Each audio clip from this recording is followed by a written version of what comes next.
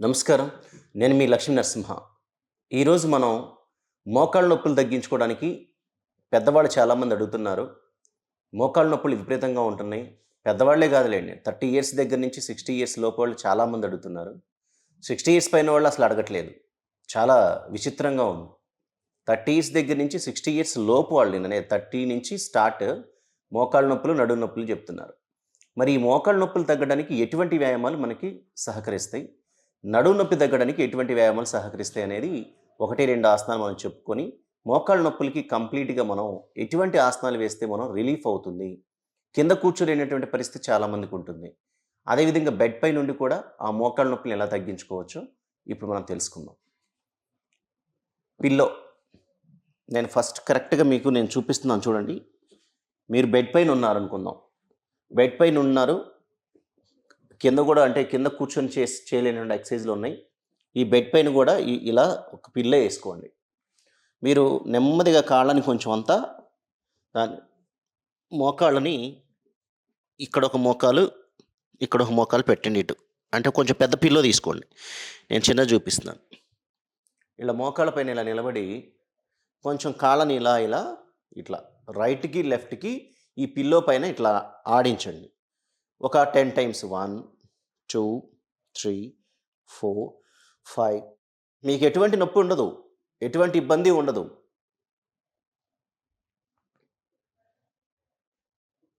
ఇలా.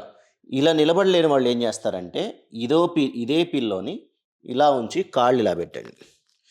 ఇలా పెట్టి ఇలా కొంచెం ఇలా లేపుతూ ఇలా పిల్లో పైన.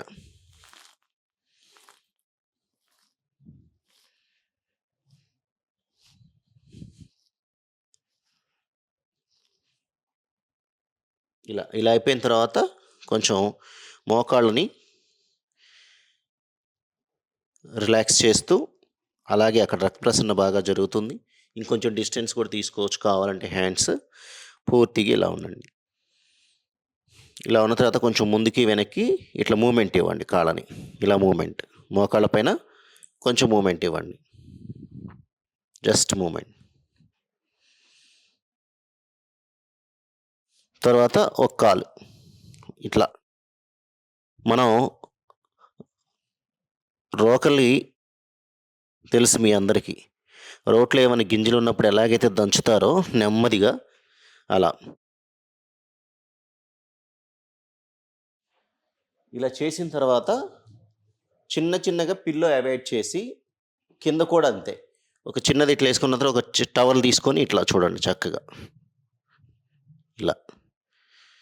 తర్వాత రైట్‌కి, లెఫ్ట్‌కి ఇట్లా. లెఫ్ట్, రైట్ మళ్ళీ. మళ్ళీ కొంచెం ఇట్లా. చేతులు ఇలా కొంచెం ముందు పెట్టుకొని ఇట్లా తిప్పండి.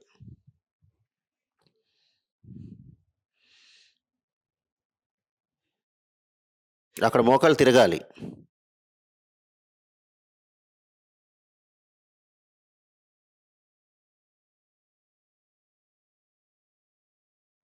ఇలా. ఇక్కడ మోకాళ్ళు మీకు కరెక్ట్‌గా అక్కడే ఇట్లా గుండ్రంగా క్లాక్ వైజ్ ఇట్లా మనం గీత గనుక గుండ్రంగా గీత గీస్తే ఎలాగైతే ఉంటుందో అట్లాగే సర్కిల్ అవుతూ ఉండాలి. ఇది మోకాళ్ళకి చాలా మంచి ఎక్సర్సైజ్. చాలా చక్కగా రక్త ప్రసరణ జరుగుతుంది. బాగా గ్యాప్ వచ్చేసేసి, బాగా అరిగిపోయి ఆపరేషన్‌కి వెళ్ళాలి. డాక్టర్ గారు ఎటువంటి పరిస్థితుల్లో ఎటువంటి ఎక్సర్సైజ్ చేయకూడదు అన్నవాళ్ళు చేయకండి దయచేసి. ఇది స్టార్టింగ్ స్టేజ్‌లో ఉండి, కొంచెం లిక్విడ్ అరిగిపోయి, చిన్న గ్యాపులుండి, సహజంగా ఎక్కువ సేపు నిలబడి చాలామందికేంటంటే మోకాళ్ళ అరుగుదల శక్తితో చాలామందికి అంటే డి విటమిన్ లోపముండో, కాల్షియం లోపముండో, ఏదో ఒక విటమిన్ తక్కువైనప్పుడు వచ్చే మోకాళ్ళ నొప్పులు వాళ్ళకి ఇలా మీరు రెగ్యులర్‌గా ఎక్సర్సైజ్ చేస్తే చాలా మంచిది. అలా అయిపోయిన తర్వాత కాళ్ళని ఇలా కొంచెం ముందుకు పెట్టుకొని ఫస్టే యాంకిల్ ముందుకి ఇవన్నీ ఇంతకుముందు చాలా ఎపిసోడ్‌లో చెప్పాను. కాబట్టి ఇవన్నీ మీకు తెలుసు ఎలా చేసుకోవాలి ఏంటి అనేది యాంకిల్ చాలామంది ఇవాళ రేపు హాయిగా చేసుకుంటున్నారు ఇవన్నీ. ఇది అయిపోయిన తర్వాత ఎక్సర్సైజ్ అయిపోయిన తర్వాత మోకాళ్ళతో ఇలా అయిపోయిన తర్వాత కింద కూర్చొని స్ట్రెయిట్‌గా చేతులు వెనక్కి పెట్టేసి ఇలా లాగండి. ఓన్లీ మోకాళ్ళ వరకే కదులుతుంది చూడండి.